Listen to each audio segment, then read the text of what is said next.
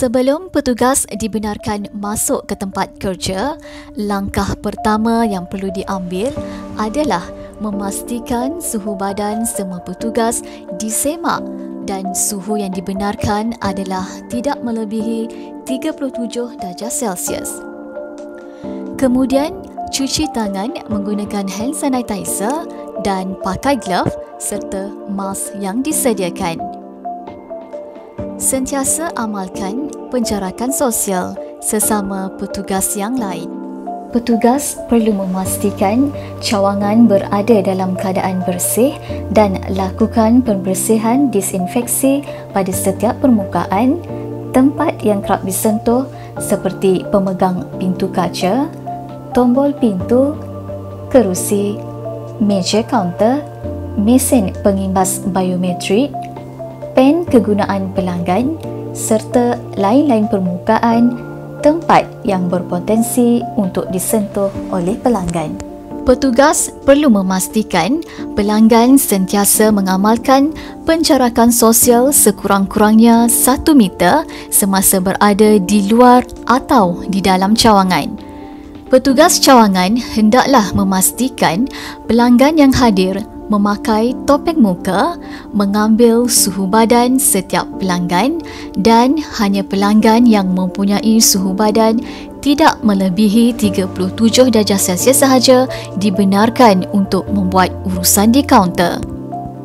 Sebelum dibenarkan masuk ke dalam cawangan, setiap pelanggan perlu mencuci tangan menggunakan hand sanitizer yang disediakan serta masuk ke dalam cawangan mengikut arahan had bilangan pelanggan yang telah ditetapkan. Semasa berada di ruang menunggu, pelanggan diminta untuk duduk mengikut label, stiker yang telah ditetapkan serta mengikut susunan giliran yang terdahulu.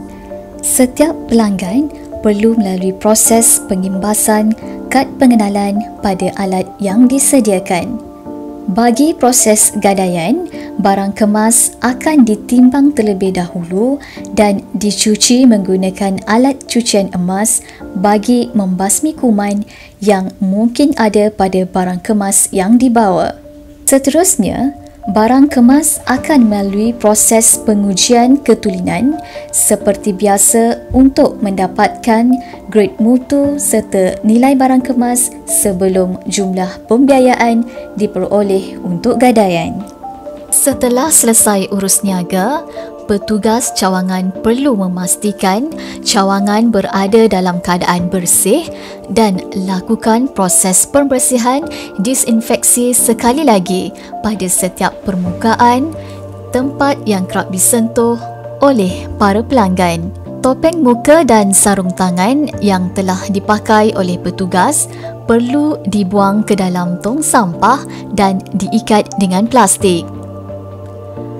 Tangan hendaklah dicuci dengan hand sanitizer yang disediakan.